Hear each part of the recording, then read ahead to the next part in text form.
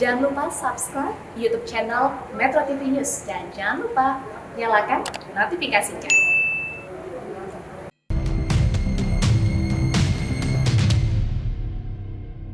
Hai, apa kabar pemirsa? Semoga Anda dalam keadaan sehat seperti kami di sini. Senang rasanya saya Ronald juga Tantri bisa kembali menjumpai Anda di Go Healthy, cara tepat hidup sehat. Tentu saja, selama pandemi COVID-19 diharapkan semuanya juga protokol kesehatan termasuk kami semua di sini. Jaga jarak menjadi penting, makanya semuanya berjauhan di sini. Termasuk juga harus 2 kali sudah divaksin untuk bisa masuk dan bekerja sama dengan kami di sini. Sudah swab antigen dan yang pasti juga menggunakan masker double nih semuanya meskipun kita pakai face shield ya. Betul. Pemirsa, saya yakin Anda sudah tidak asing lagi dengan yang namanya penyakit stroke. Ya, nah stroke ini bisa terjadi kalau tekanan darah kita tinggi dan tidak dikontrol dengan baik. Jadi hati-hati, kalau tekanan darah kita di atas 120/80, sebaiknya konsultasikan ke dokter sesegera mungkin dan ubah gaya hidup menjadi gaya hidup yang sehat. Soalnya kalau dibiarkan, hipertensi bisa memicu stroke. Seperti yang dialami oleh Pak Hendro. Pak Hendro ini sudah merasakan tekanan darahnya itu tinggi sejak usia muda. Gitu kan ya. Cuma karena tidak ada keluhan, jadi tidak melakukan kontrol dan penanganan dengan baik untuk tekanan darahnya sampai akhirnya terkena stroke. Nah, ceritanya di suatu pagi, ini dia. Biasanya kita memulai dengan motivasi dan kegembiraan, tapi Pak Hendro tiba-tiba kok suaranya sulit sekali untuk keluar. Miring sebelah, wajahnya pelo. Dan setelah itu ternyata langsung ke dokter, ternyata ada penyumbatan pembuluh darah dan juga pengentalan darah. Nah saat itu tekanan darahnya mencapai 170/110. Lepas dari kejadian tersebut, Pak Hendro khawatir akan mengalami stroke yang kedua kalinya. Ya kan hati-hati pemirsa, stroke berulang itu bisa terjadi dan stroke yang berikutnya lebih bahaya. Ya, ada Pak Hendro di sini. Apa kabar Pak Hendro? Baik. Semangat terus ya Pak Hendro. Semangat. Dan juga ada Mas Boy di sini. Hai Mas Boy. Halo Mbak Tantri, halo Mas Ronald. Ya, jadi kita akan membahas mengenai bagaimana caranya kita bisa mencegah stroke berulang sejak dini. Saya akan memberikan beberapa gambar, boleh pemirsa ikutan milih. Tapi ini sebetulnya buat Pak Hendro nih ya. Pak Hendro, silakan dipilih gambarnya. Apakah mau bangun pagi di kasur yang ada di rumah sendiri? Dengan cerah gembira, cerah ceria gembira. Ya, atau bangun pagi di atas kasur yang ada di rumah sakit? Tentunya yang gembira ini. Nah, kenapa Pak Hendro? Ya karena begitu bangun langsung kita menikmati hidup yang nyaman. Nah, gambar yang kedua, apakah Pak Hendro dan juga pemirsa lebih memilih mengendarai sepeda roda 2 atau didorong kemana-mana menggunakan kursi roda? Bersepeda sendiri. Kenapa Pak Hendro?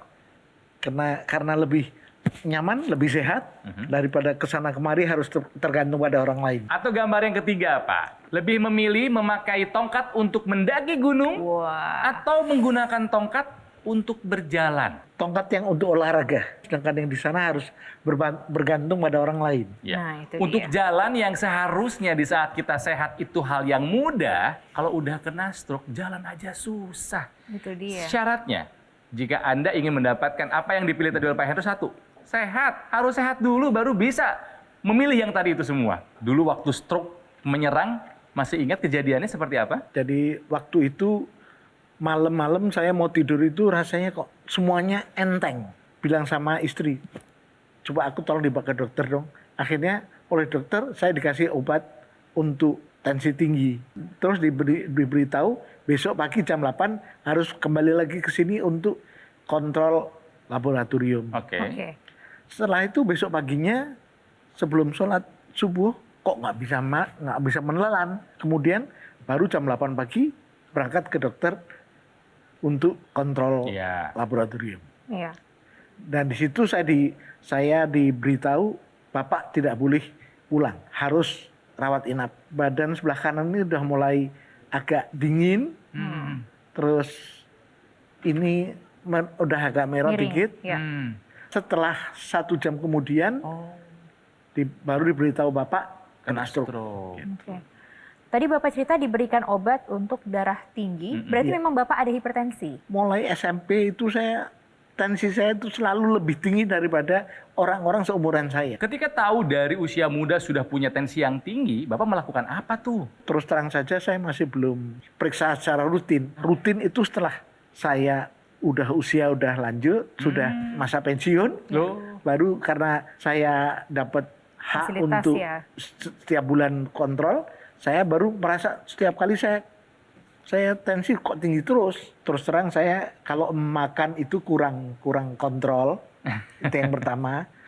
Terus yang kedua, almarhumah ibu saya itu juga tensinya tinggi. Ada turunan juga. Jadi turunan. Tidur itu sejak dari kecil itu selalu saya di atas jam 12. Wah. Bangun lagi ya kalau mau berangkat sekolah itu. Mas Boy, kita Iya, curigai betul. hipertensinya nih yang menyebabkan stroke-nya. Ya, betul saya. Jadi hipertensi memang suatu penyakit yang tidak tiba-tiba. Iya. Dari tensi yang normal, kemudian dia naik, mulai naik, terus sampai kemudian ada gejala atau dampak stroke tadi, itu memang perlu waktu. Ditambah tadi dengan pola hidup ya, lifestyle tadi. Olahraga mungkin oke, tapi makannya, kemudian tidurnya, ya, itu semua satu faktor. Jadi kalau dibilang tuh ada 4 pilar ya Mas, mulai olahraga, kemudian pola makan, kemudian faktor stres, dan juga faktor istirahat, faktor tidurnya juga perlu dilakukan supaya tadi tubuh kita bisa bermetabolisme dengan bagus, sel-sel kita bisa bekerja dengan baik, kualitas darah dan udara kita bisa baik, dan kita bisa terhindar dari adanya hipertensi yang tinggi yang nanti akan berakibat untuk terjadinya stroke. Ini hipertensi biasanya temennya sama kolesterol nih Pak Hendro. Pak Hendro ada kolesterol kah?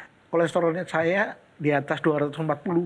Oh. Tapi ini nggak main-main nih, 2 sejoli yang Iya. merusak ini Hipertensi aja sebetulnya. udah bahaya Mas Boy. Iya, Ini betul. tambah kolesterol, sahabatnya Ya. gimana nih Jadi jadinya? kalau hipertensi kan tadi kaitannya dengan tekanan. Kemudian kalau kolesterol berkaitan dengan kualitas darahnya tadi ya. Jadi darahnya karena kolesterol tinggi, jadi orang bilang secara mudahnya darahnya menjadi lebih pekat.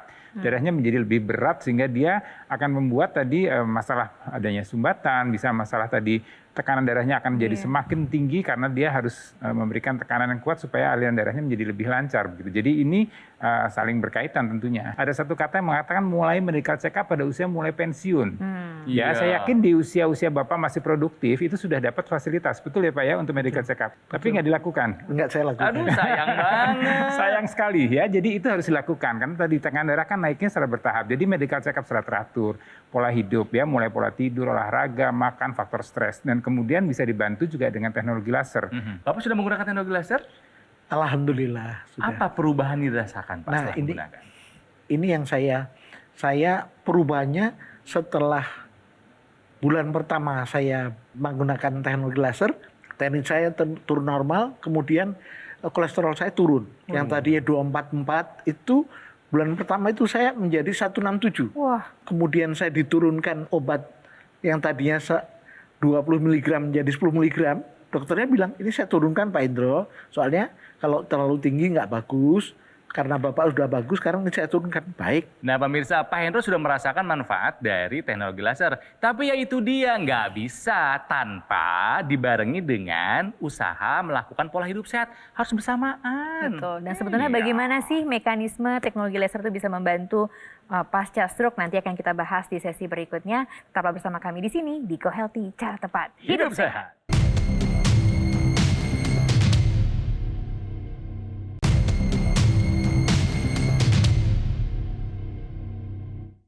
Didukung oleh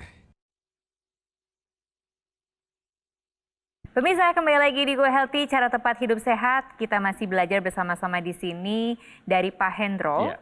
Pak Hendro ini tamu kita hari ini yang sudah pernah terkena stroke 5-6 tahun yang lalu karena hipertensi dan juga kolesterolnya yang tinggi. Berbicara mengenai hipertensinya sebetulnya dari SMA itu Betul. sudah tahu. Sudah selalu tinggi di atas rata-rata terus. Betul, tapi tidak pernah kemudian diatasi lebih lanjut lagi. Begitu kerja sebenarnya ada fasilitas untuk medical check up tapi tidak pernah Tidak digunakan juga. dimanfaatkan ya. Sampai akhirnya beliau terkena serangan stroke ya.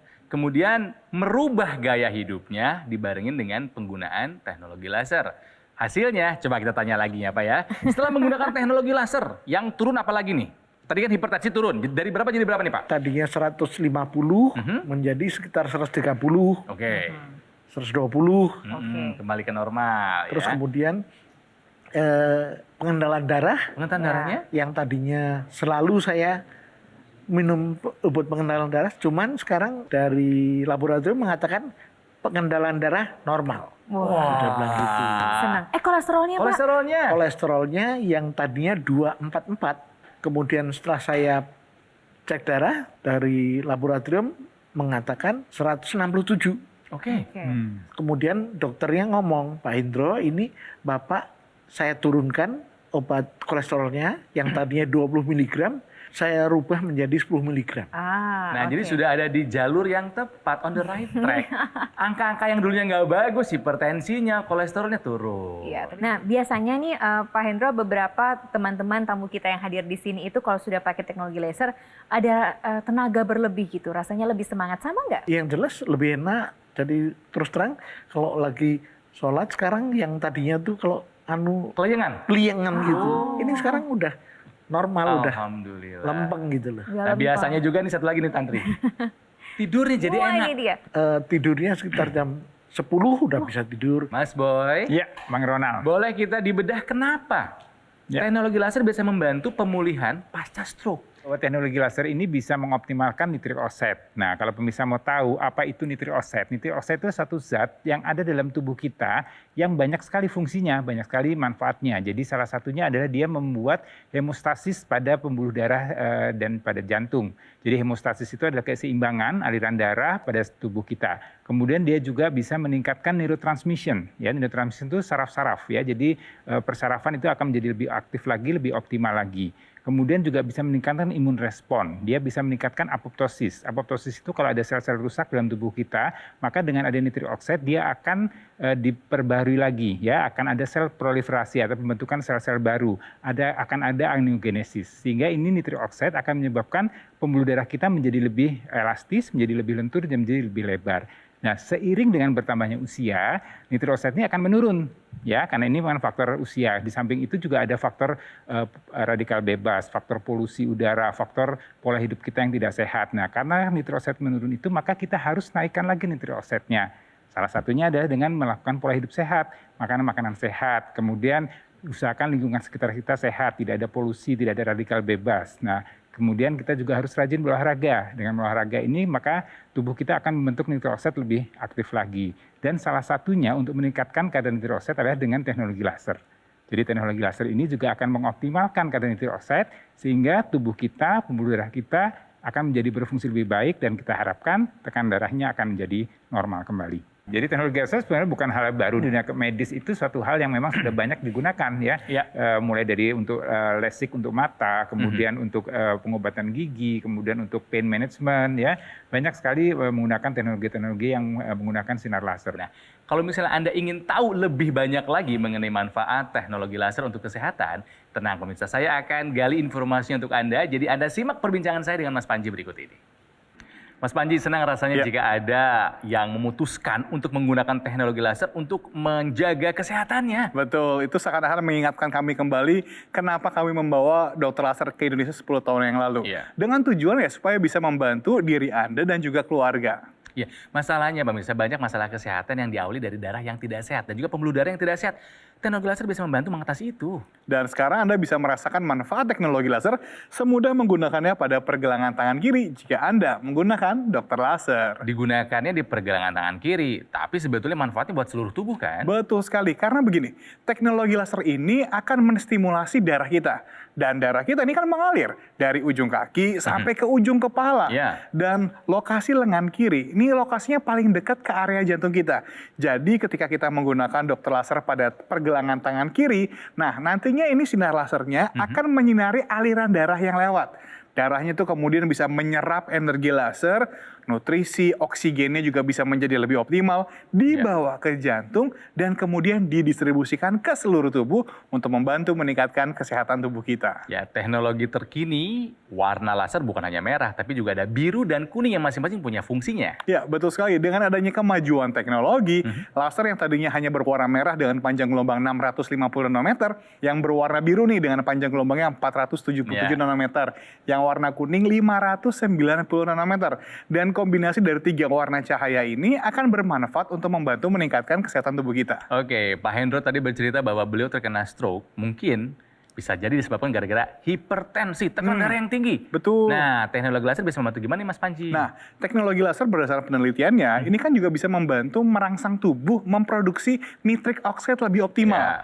Dan nitric oxide seperti yang tadi disebutkan, ini bisa membantu untuk melenturkan dan melebarkan pembuluh darah, aliran darah jadi lebih lancar. Dan juga bermanfaat untuk Anda yang punya kolesterol tinggi. Yes, jadi salah satu manfaat dari teknologi laser ini juga dia akan membantu mengaktifkan mitokondria.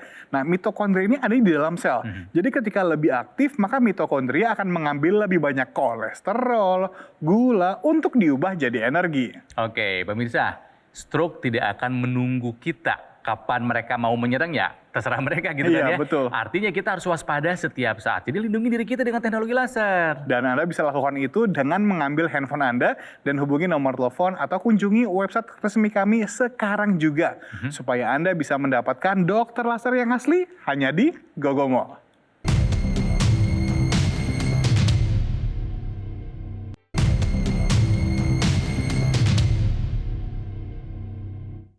Didukung oleh Pemirsa, kembali lagi kita akan ngobrol-ngobrol dan juga belajar di sini di Go Healthy, cara tepat hidup sehat. Tema kita hari ini adalah cegah stroke berulang sejak dini. Waduh. Iya, masih mendengarkan dan belajar dari kisahnya Pak Hendro yang terkena stroke gara-gara hipertensi dan kolesterol yang tinggi. Untungnya beliau tersadar untuk melakukan hal yang bisa membuat dia sehat dan mencegah stroke supaya tidak berulang, yaitu menggunakan teknologi laser. Ya, Pak Hendro, alasannya apa sih Pak pakai teknologi laser, Pak? Jangan sampai stroke yang kedua kalinya datang, itu kemudian saya sering mendengarkan siaran dari Metro TV. Oh, menyaksikan Go Healthy berarti. Go Healthy. Ya. Penonton setia nih Pak Terus Hendro. kemudian di situ ada tulisan meningkatkan kualitas darah kita. Iya. Berarti hidup kita akan lebih baik. Dan merasakan manfaatnya. Dan merasakan manfaatnya sampai sekarang. Ini sekarang yang pakai hanya Pak Hendro atau keluarga lain juga pakai? Semula saya dulu. Bapak setelah menggunakan ini kok hasilnya dari dokter tuh begini. Mungkin wah bagus kalau gitu. Ya udah kalau gitu ibu pakai juga. Terus akhirnya istri saya pakai, anak saya juga pakai. Alhamdulillah. Iya. Mereka lebih bugar gitu lah. Nah, jadi kalau mau sehat memang ada upayanya. Ya, dari pola hidup sehat, medical check up, periksa ke dokter, kemudian juga memanfaatkan teknologi laser. Jadi ini semua suatu rangkaian, satu kombinasi yang harus dilakukan dari sejak awal. Jadi saya setuju tadi Pak Hendro memberikan pada istrinya, kepada anak-anaknya, memang mereka masih dalam keadaan sehat, belum sakit, dan itu akan jauh lebih baik, jadi mencegah. Tapi sebetulnya kalau kemudian sudah mengalami seperti yang Pak Hendro rasakan sekarang, itu cara kerjanya gimana sih Mas Boy, teknologi laser ini terhadap pencegahan stroke berulang, bahasanya gitu deh. Jadi begini, jadi kan teknologi laser ini tadi kita bicara mengenai nitric oxide. Nah sekarang ada yang disebut dengan agregasi trombosit. Jadi agregasi trombosit, kemudian ada juga yang namanya fibrinolisis. Itu satu mekanisme yang ada dalam tubuh kita. Jadi tubuh kita ini sudah diciptakan sangat sempurna oleh Sang Pencipta. Ya, dan dia punya suatu mekanisme. Kalau ada darah yang nggak bagus, ada yang kental, ada penggumpalan, itu tubuh kita akan kemudian melakukan suatu mekanisme supaya menjadi normal lagi. Cuman tubuh kita kan punya keterbatasan. Belum lagi bertambah dengan usia, belum lagi faktor lingkungan yang tidak sehat, pola hidup yang tidak sehat. Makanya kita perlu kombinasi, kita perlu bantu dengan teknologi laser. Supaya tadi agregasi trombosit, jadi faktor-faktor yang membuat darah itu menjadi susah untuk bergerak, itu akan menjadi lebih baik lagi, ya lebih lancar lagi. Kemudian fibrinolisis, ya jadi ada yang kental-kental, ada yang membeku, itu akan dibuat dilisis. Dilisis itu artinya diluruhkan, ya sehingga dia akan menjadi lebih baik lagi. Pak Hendro di sini sudah memilih untuk konsisten hidup sehat, sudah memilih untuk kemudian menggunakan teknologi memodifikasi gaya hidupnya, termasuk yang berikut ini juga sudah mengikuti jejaknya Pak Hendro, dan mungkin Anda yang juga sudah betul-betul mengupayakan hidup sehat. Kita lihat bagaimana ceritanya. Pertama saya kan diabetes. Setelah diabetes terjadilah stroke. Stroke ini kira-kira udah 4 tahun. Setelah saya memakai teknologi laser ini, kira-kira 1 bulan, saya udah perubahan. Nah, terasa buat diri saya sendiri untuk teknologi laser ini. Dari saya susah untuk berjalan, hingga saya bisa untuk berjalan. Saya mengucapkan terima kasih pada teknologi laser yang berguna untuk saya dan mudah-mudahan berguna untuk masyarakat yang lainnya. Sekarang saya mau bertanya ke Pak Hendro, gejala sisanya stroke kemarin apa Pak? Kayaknya Bapak udah normal semua ya Pak ya? Sekarang udah enak gitu aja. Pak Hendro udah kembali normal semua ya Pak ya? Alhamdulillah. Alhamdulillah. Sekarang berarti apa harapannya Pak Hendro? Saya hidup sehat, di masa tua saya.